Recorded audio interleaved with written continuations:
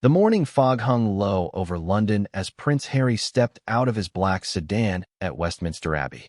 The familiar weight of formal morning attire pressed against his shoulders, a stark reminder of the solemn occasion that had brought him back to British soil.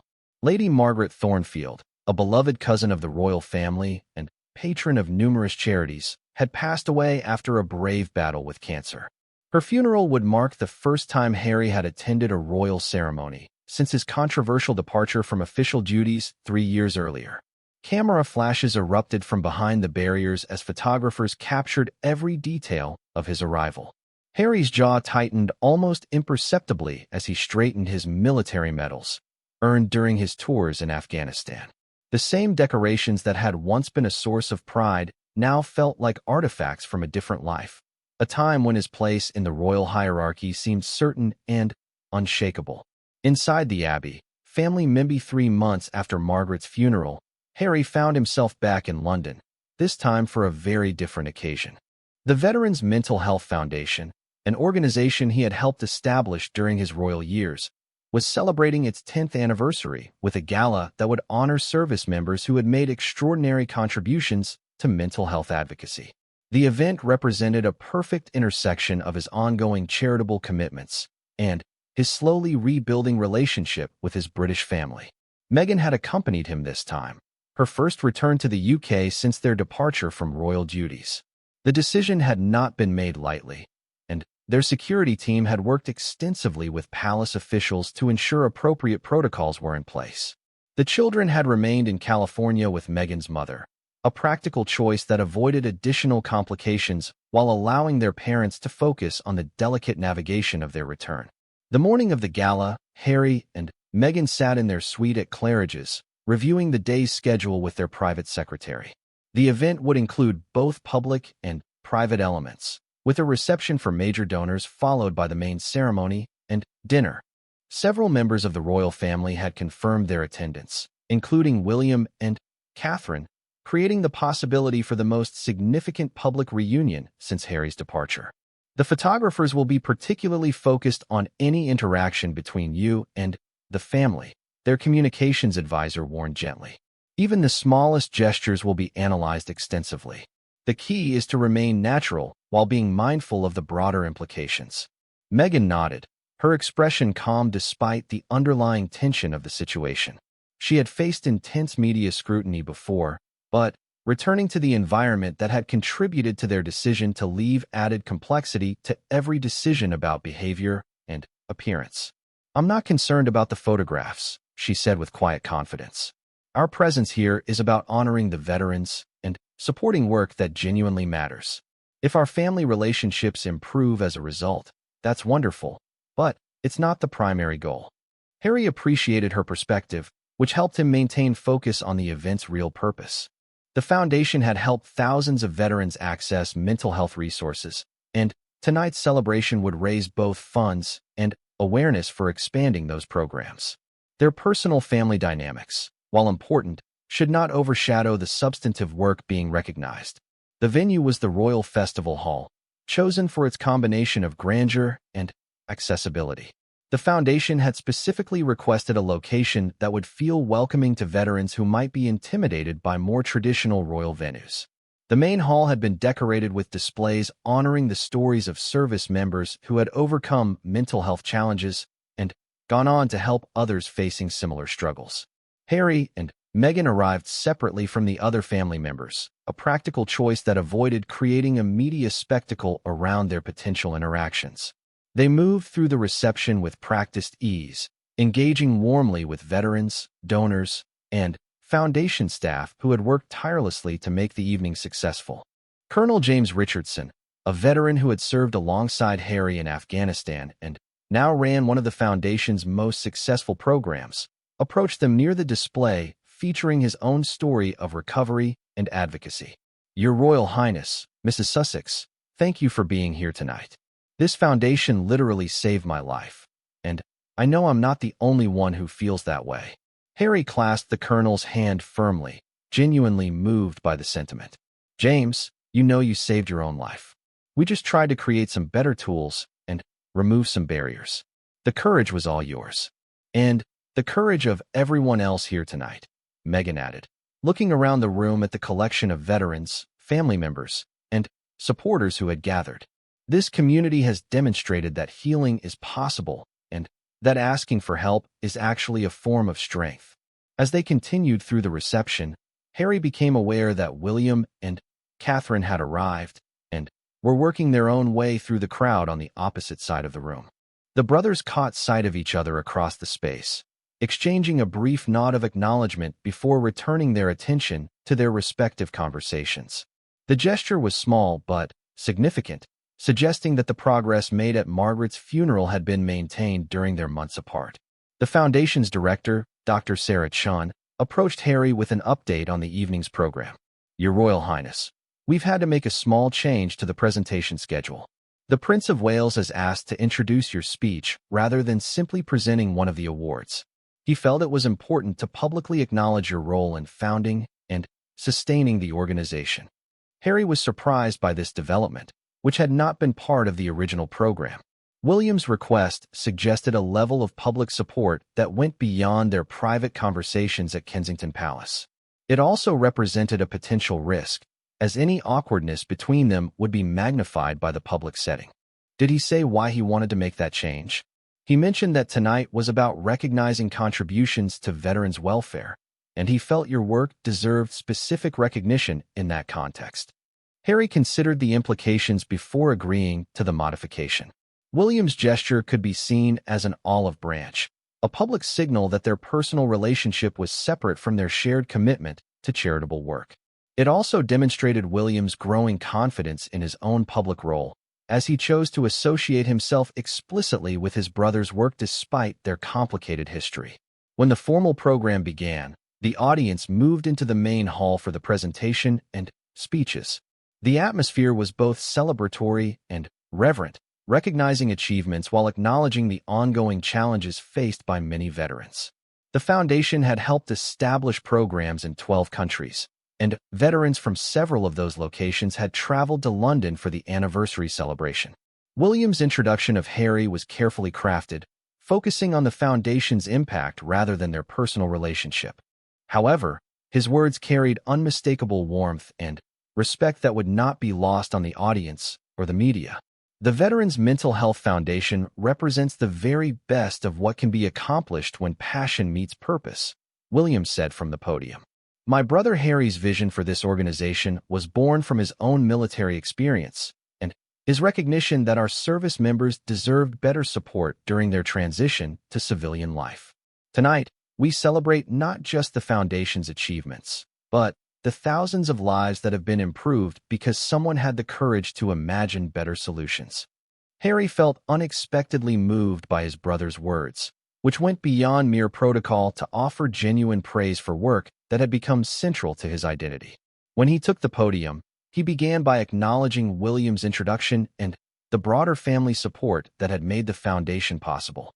10 years ago, when I first proposed this foundation, I had more passion than knowledge about what would actually be required to create lasting change. The fact that we're here tonight, celebrating real progress and real lives transformed, is due to the incredible team of professionals, advocates, and veterans who refuse to accept the status quo. His speech continued for 20 minutes, weaving together personal anecdotes, foundation achievements, and a vision for expanded mental health support. Harry had always been an effective public speaker when discussing topics close to his heart, and tonight his enthusiasm for the foundation's work was evident to everyone in the audience. Meghan watched from the front row, her pride in her husband's accomplishments clear on her face. She had played a significant role in supporting his work with the foundation, even as they built their new life in California.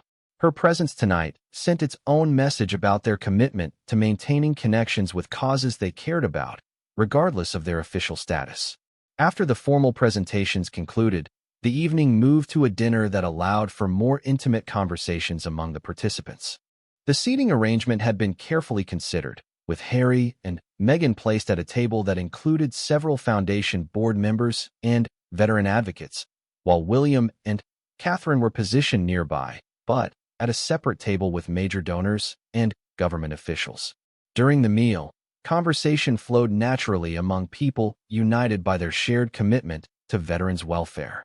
Harry found himself engaged in a detailed discussion about expanding the Foundation's programs to include family support services, recognizing that mental health challenges affected entire households rather than just individual service members. The families often carry invisible wounds too, explained Maria Santos, whose husband had struggled with PTSD for years after his deployment. We need resources that help spouses and children understand what their loved ones are experiencing and how they can provide appropriate support. Meghan leaned into the conversation, drawing on her own advocacy work around mental health awareness. In California, we've seen some innovative programs that integrate family counseling with individual veteran support. The results have been encouraging, particularly for children who are trying to understand changes in their parents' behavior. As coffee was being served, William approached Harry's table, a gesture that immediately drew attention from other diners and the discreet photographers who had been granted access to document the evening. The Prince of Wales's decision to leave his own table to visit his brother represented a public demonstration of family unity that would not go unnoticed. Harry, I wanted to personally thank you for your speech tonight. The Foundation's work has exceeded even the most optimistic projections from its early days.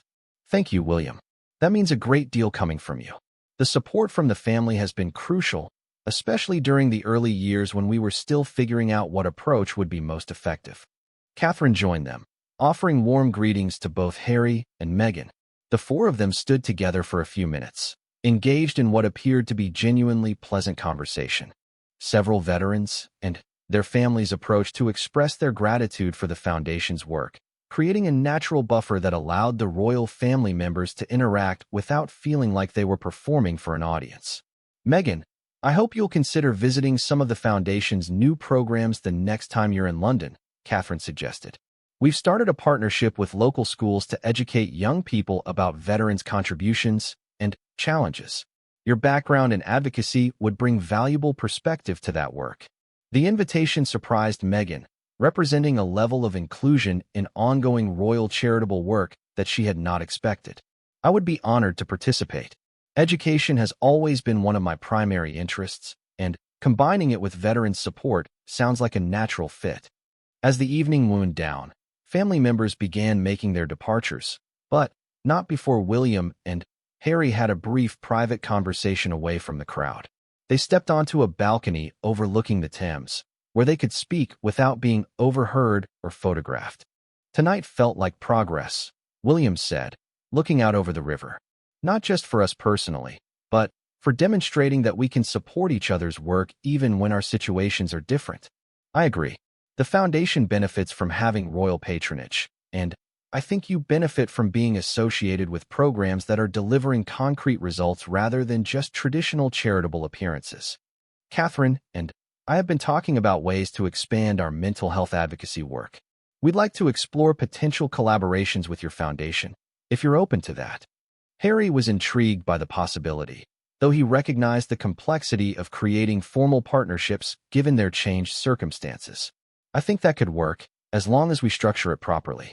The Foundation operates independently now, which gives us more flexibility but also means we need clear agreements about decision-making and public representation. We understand that. We're not looking to take over or redirect your work. We're interested in learning from your approach and potentially providing additional resources for expansion. They made tentative plans for their respective teams to explore specific collaboration opportunities, focusing on areas where the Prince of Wales's office and the Foundation could complement each other without creating conflicts or complications. As they prepared to leave the balcony, William paused to address the larger context of their relationship.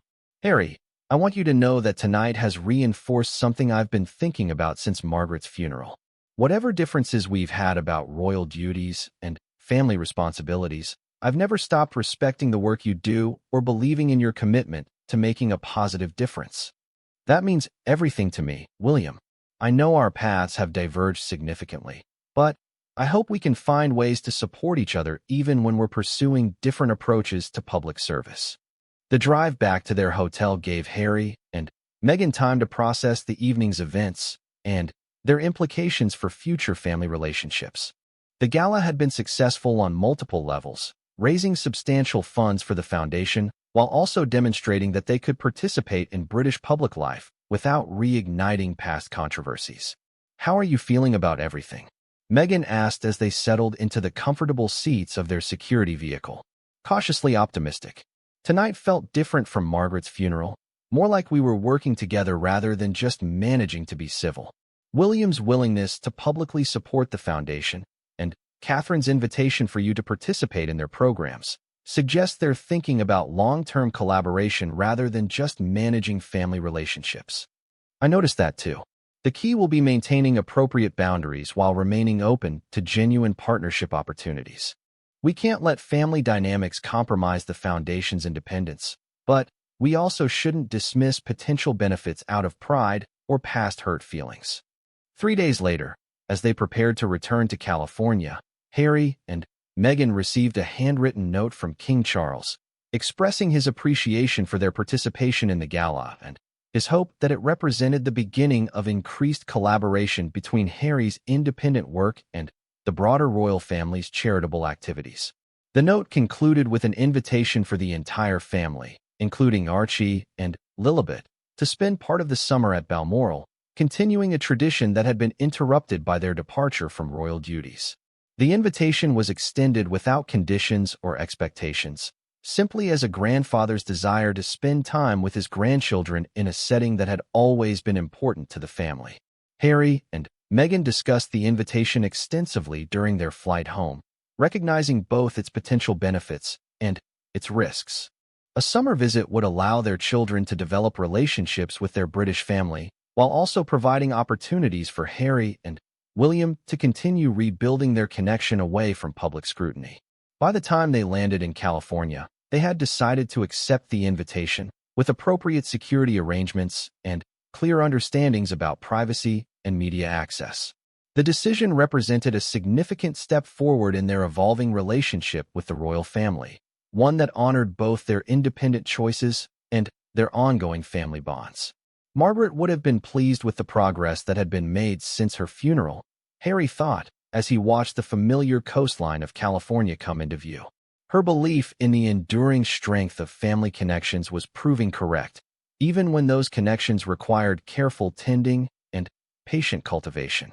Sometimes the most important reconciliations happened quietly, one conversation and one shared commitment at a time, rather than through grand gestures or dramatic declarations.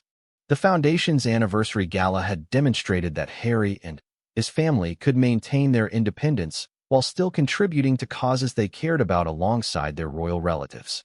It was a delicate balance, but one that felt sustainable and authentic to everyone involved. As their plane touched down in Los Angeles, Harry felt grateful for Margaret's gentle wisdom and hopeful about the future possibilities it had helped create. RS were already taking their positions for the procession. Harry caught sight of his father, King Charles, speaking in hushed tones with Archbishop Williams near the altar. The king's health had been a source of concern lately, though palace officials maintained their usual discretion about such matters. Harry felt a familiar pang of regret, remembering the days when he could simply approach his father without the weight of protocol and past grievances creating invisible barriers between them. "Harry," the voice belonged to Princess Anne, who approached with her characteristic directness. "I'm glad you came. Margaret would have appreciated it." Harry nodded, grateful for his aunt's straightforward manner, and had always been one of the few family members who treated him the same regardless of his royal status or lack thereof. "She was always kind to me, even when others weren't sure what to make of my choices." Margaret understood complicated family dynamics better than most, and replied, adjusting her black hat. She never judged anyone for choosing their own path, even when it meant walking away from expectations. As they spoke, Harry became aware of a subtle shift in the atmosphere. Conversations grew quieter, and several family members turned their attention toward the Abbey's side entrance. His brother William had arrived, accompanied by Catherine and their 3 children. The children looked somber but curious, clearly understanding the gravity of the occasion while still displaying the restless energy of youth.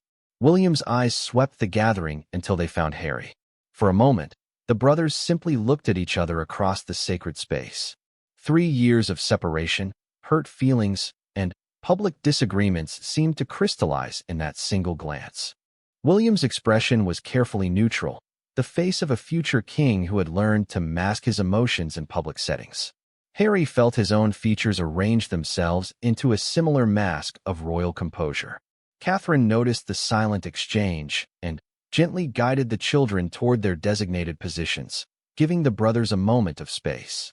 She had always been skilled at reading the complex undercurrents of royal family dynamics, understanding when to step forward and when to step back. Today, her instincts told her that less interference might be better than more. The funeral director approached. Both Prince Harry sat in his hotel room at Claridge's, staring at his phone as he debated whether to call Meghan before making his decision about the evening gathering.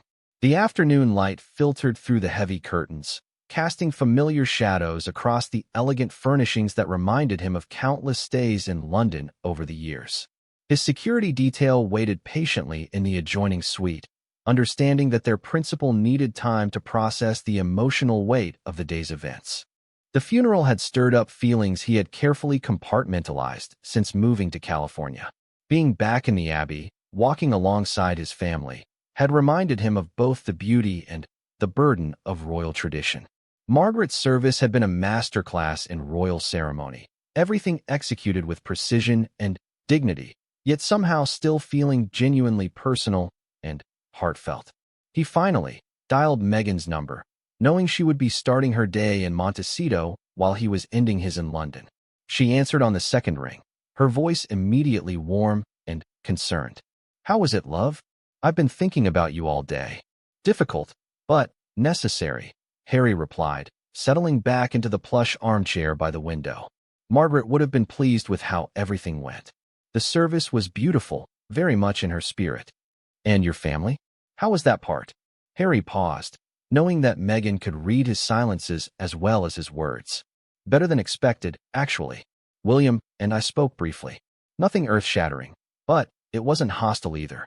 Catherine invited me to a family gathering tonight." There was a moment of silence on Meghan's end as she absorbed this information. "That's significant. Are you planning to go?" "I'm not sure. Part of me thinks it might be an opportunity to begin mending some fences. But I'm also worried about creating false expectations or making things worse if the conversation turns toward more sensitive topics." "What does your gut tell you?" Harry smiled slightly at her question. Meghan had always encouraged him to trust his instincts, even when royal protocol suggested otherwise. "My gut says Margaret would have wanted me to try. She always believed in the importance of family, even when family members disagreed about fundamental things." "Then, maybe that's your answer. You don't have to solve everything tonight, but you could take a small step forward." After they ended the call, Harry spent another hour considering his options. The safe choice would be to decline the invitation and return to California on schedule, avoiding any potential complications. But safety hadn't been his priority when he decided to speak publicly about his mental health struggles or when he chose to step back from royal duties. Sometimes the right choice was also the more challenging one. He called Catherine's private number and informed her that he would attend the gathering. Her relief was evident in her voice, though she remained diplomatically neutral about what the evening might accomplish. Kensington Palace in the early evening had a different atmosphere than the formal settings where Harry usually encountered his family. The private apartments where William and Catherine lived with their children felt more like a home than a royal residence, though the security measures and staff reminded him that this was still very much a working palace. Catherine greeted him at the door personally, a gesture that wouldn't go unnoticed by palace staff but sent a clear message about the tone she hoped to set for the evening. She had changed from her formal funeral attire into a simple dark dress that struck the right balance between respect for Margaret's memory and the more relaxed nature of a family gathering. "Thank you for coming, Harry. It means a lot to have the family together today." The main drawing room had been arranged for intimate conversation rather than formal reception. Several comfortable seating areas were set up around the room, allowing for natural groupings and private conversations. A selection of Margaret's favorite foods had been prepared, another personal touch that honored her memory while providing a focal point for the gathering. King Charles was already present, engaged in conversation with Princess and her husband Timothy. The king looked tired but determined to maintain his composure throughout what had been an emotionally demanding day. When he noticed Harry's arrival, he offered a slight nod of acknowledgement without interrupting his current conversation.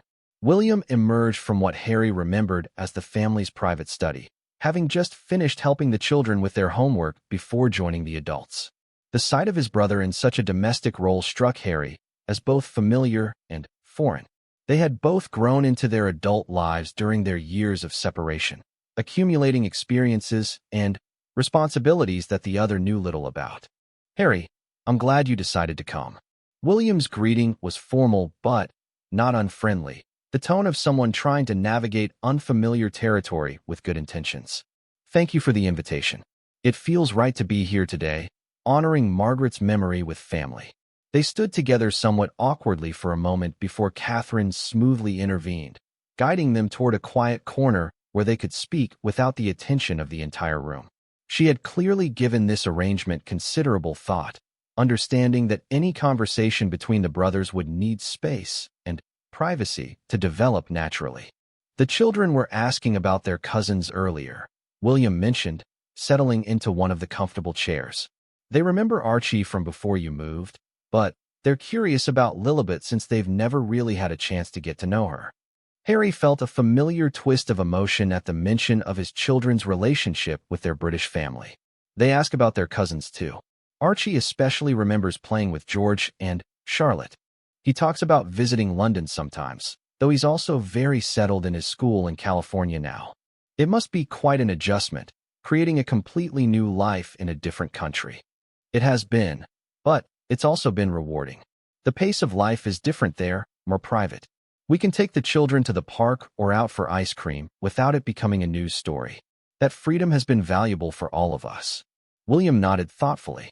As the heir to the throne, he would never have the option of stepping away from public scrutiny in the same way. His children would grow up understanding that their every public appearance would be documented and analyzed. The contrast between their situations was stark, though neither brother explicitly acknowledged it. "Catherine mentioned that you're continuing your work with veterans organizations. How is that developing?"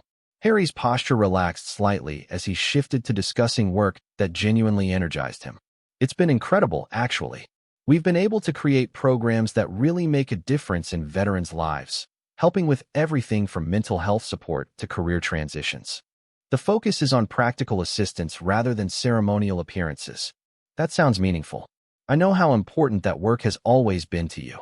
Their conversation was interrupted by the arrival of the children, who had finished their homework and been granted permission to join the adults for a short time before their bedtime. George, Charlotte, and Louis approached their uncle with a mixture of curiosity and shyness, clearly remembering him but uncertain about the protocols of their changed relationship. Harry crouched down to their level, his face lighting up with genuine warmth. "Look how much you've all grown. George, you must be taller than your father by now." George giggled at the obvious exaggeration, while Charlotte stepped forward with the confidence that had always characterized her personality. "Uncle Harry, Mummy showed us pictures of Archie and Lilibet. Will they visit us sometime?" The innocent question carried weight that the child couldn't possibly understand. William and Catherine exchanged a quick glance, while Harry carefully considered his response. "They would love to meet you all properly. Maybe someday we can arrange that." His answer was honest, but vague enough to avoid creating expectations that might not be fulfilled. Louis, the youngest, had been studying his uncle with the intense focus that children often brought to new situations. "Do you live in a castle in America?" "No castle, Louis. We have a house with a big garden where we grow vegetables, and the children have space to run around and play." Catherine gently guided the children toward their bedtime routine after a few more minutes of conversation. Their presence had served as a natural icebreaker, reminding both brothers of what they shared beyond their disagreements. The love they both felt for their children was evident and uncomplicated, a foundation that might support more complex conversations. After the children left, King Charles joined William and Harry, settling into a chair with the careful movements of someone managing physical discomfort. The king's health concerns had been kept private, but Harry could see signs of the strain his father was carrying. "Margaret would be pleased to see us together tonight," Charles said, his voice carrying the weight of exhaustion, but also genuine sentiment. She always believed that family bonds were stronger than temporary disagreements. She had a gift for seeing the best in people and situations, Harry replied. Even when I was struggling with my role in the family, she never made me feel like my questions or doubts were unreasonable. Those questions weren't unreasonable, Charles said carefully. The answers you found might not have been what any of us expected, but the questions themselves were legitimate. This acknowledgement represented more validation of Harry's perspective than he had received from his father in years. William looked surprised, but didn't disagree, suggesting that perhaps the family's understanding of Harry's departure had evolved during their time apart. The institution has always been slow to adapt, Charles continued. Sometimes individuals have to force change by making difficult choices. I may not have agreed with all of your methods, but I've come to understand better why you felt those choices were necessary. The conversation continued for another hour, touching on family memories, current challenges, and carefully avoided topics that everyone understood were still too sensitive for a first reconciliation attempt. Nobody expected years of hurt feelings and public disagreements to be resolved in a single evening, but the tone remained civil and occasionally warm. Princess joined them briefly, bringing her characteristic directness to the conversation. It's about time you all stopped acting like children and remembered that you're adults with responsibilities to each other and to the institution, she said with a slight smile that softened her words. Some of us tried the adult conversation route several times before resorting to more dramatic measures, Harry replied with a hint of humor in his voice. And some of us were too proud to listen properly the first few times, William added, surprising everyone, including himself, with his admission. As the evening wound down, family members began making their departures. The king was among the first to leave, clearly exhausted by the emotional demands of the day. He paused to speak privately with Harry before going. I hope this won't be your only visit home this year, Charles said quietly. I know the situation is complicated, but you'll always have a place here. Harry was moved by his father's words, though he remained cautious about making commitments that might prove difficult to keep. I'll consider it, Dad. Thank you for saying that. William and Harry found themselves alone in the drawing room as Catherine supervised the final cleanup of the evening's gathering. The brothers sat in comfortable chairs facing each other, both seeming to recognize that this moment might be significant for their future relationship. This has been good, William said simply. Difficult, but good. I've missed being able to talk with you, even when we disagree about things. I've missed it too. I know our situations are very different now, and I don't expect everything to go back to how it was before. But maybe we can find a way forward that honors both of our choices. I'd like that. It might take time, and there will probably be setbacks, but Margaret always said that family relationships were worth the effort required to maintain them. They made tentative plans for Harry to visit again before the end of the year, possibly bringing Meghan and the children if the logistics could be arranged appropriately. Nothing was definite, but the possibility felt real for the first time in years. As Harry prepared to leave, Catherine appeared with a small wrapped package. This belonged to Margaret. She specifically requested that it go to you if something happened to her. I thought tonight was the right time to give it to you. Inside the package was a framed photograph of Harry as a young boy, working in one of Margaret's gardens during a family visit. He was completely absorbed in planting seeds, his face serious with concentration. On the back, Margaret had written, "For Harry, who always understood that the most beautiful things require patience, care, and time to grow." The gift moved him deeply, serving as a reminder that some family members had never stopped believing in his essential goodness, even when his choices disappointed or confused them. It also felt like Margaret's final contribution to the healing process that had begun that evening, a gentle push toward reconciliation from someone who had loved them all unconditionally. Harry left Kensington Palace feeling cautiously optimistic about the future of his family relationships. The evening hadn't resolved everything, but it had opened doors that had been closed for years. Whether those doors would remain open would depend on continued effort from all parties, but tonight had proven that the possibility of healing existed. The drive back to his hotel gave him time to reflect on the day's events and plan his conversation with Meghan about what had transpired. He knew she would be relieved that the evening had gone well, but also concerned about protecting their family from the potential complications that increased contact with the royal family might bring. Finding the right balance would require careful navigation, but tonight's progress felt worth the risks involved. C.S., his manner professionally deferential. Your Royal Highnesses, we'll be beginning the procession in 10 minutes.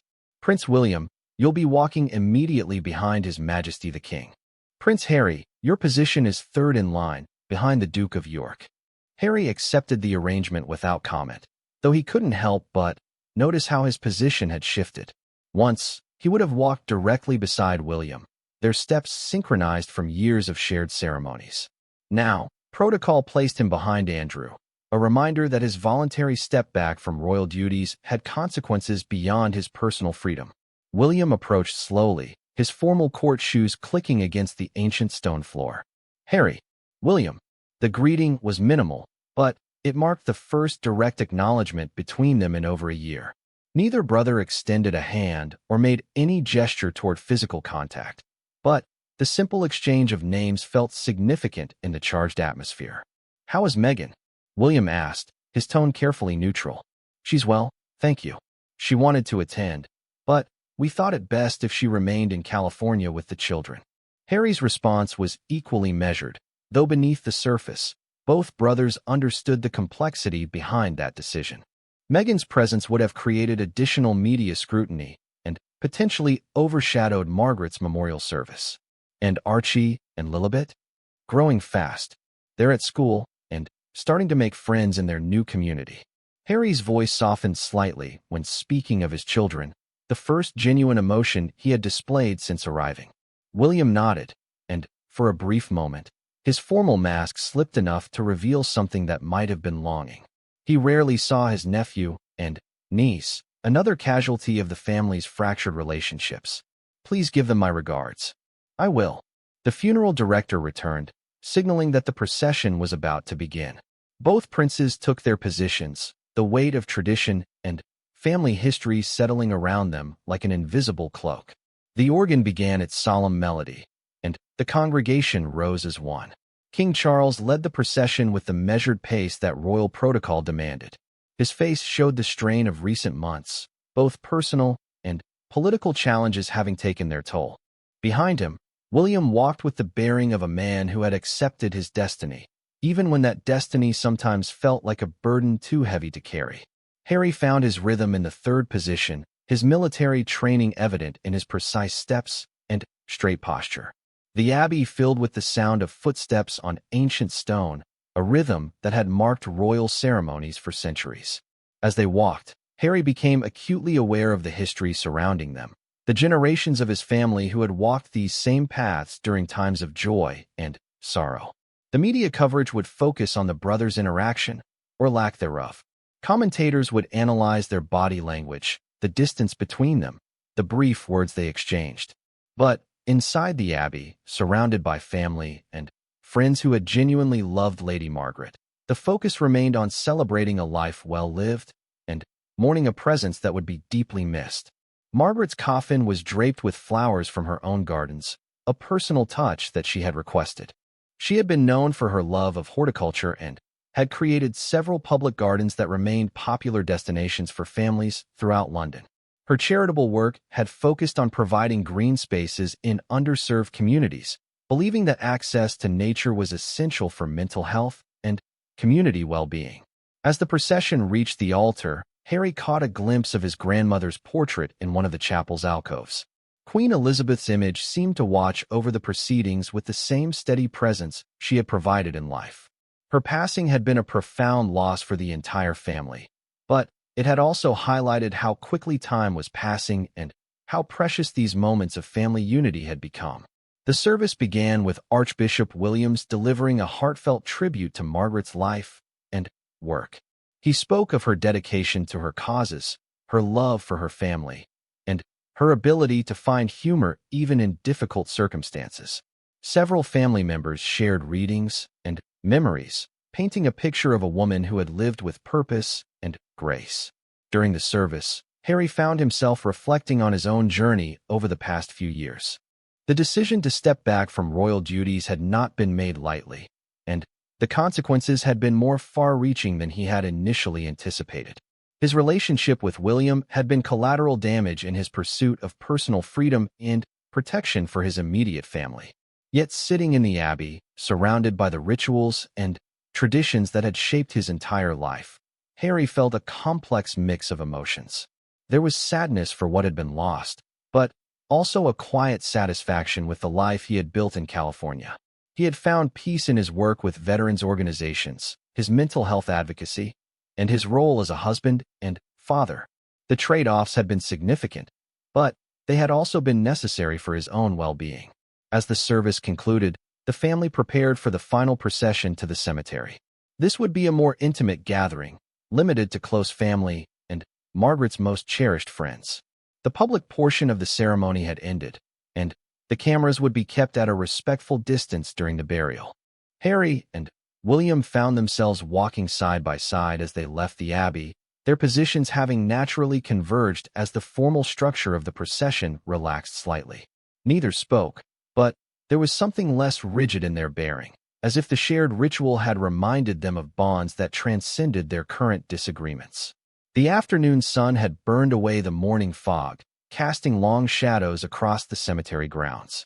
Margaret would be laid to rest beside her late husband in a plot overlooking the gardens she had helped design.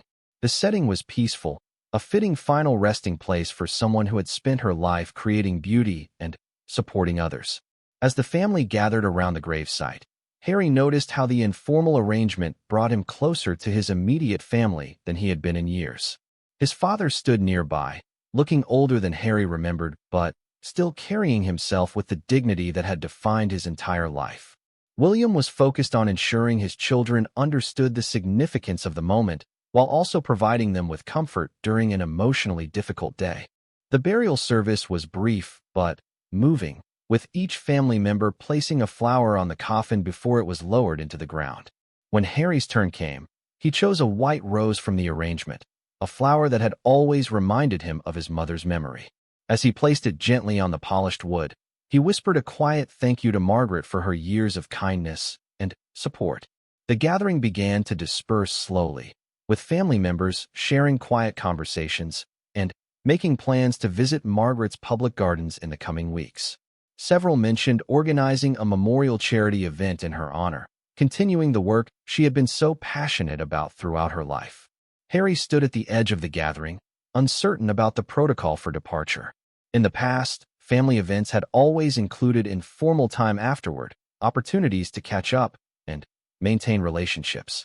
Now, he wasn't sure if he was welcome in those more casual interactions or if his presence would create awkwardness for others. Catherine approached him with a gentle smile, her diplomatic skills evident even in this personal moment. "Harry, we're having a small gathering at Kensington Palace this evening, just immediate family. You're welcome to join us if you'd like." The invitation surprised him, though he tried not to show it. "That's kind of you, Catherine. I'm not sure if it would be appropriate, given everything. Margaret would have wanted her family together today," she replied simply. "And William agrees that you should be included." Harry glanced toward his brother, who was helping his youngest child navigate the uneven cemetery ground. William looked up and met Harry's gaze, offering a small nod that confirmed Catherine's words. "I appreciate the invitation," Harry said carefully. "Let me think about it." As the family made their way back to their vehicles, Harry felt a sense of unexpected possibility. The day had been emotionally challenging, but it had also demonstrated that despite their differences, the family could still come together when circumstances required it. Whether that unity could extend beyond formal occasions remained to be seen, but for the first time in years, Harry felt cautiously optimistic about the possibility of healing some of the wounds that had divided them. The drive back through London gave him time to consider Catherine's invitation and what attending a family gathering might mean for his relationship with William and the broader royal family. The decision would require careful thought, not just about his own feelings, but about the potential impact on everyone involved.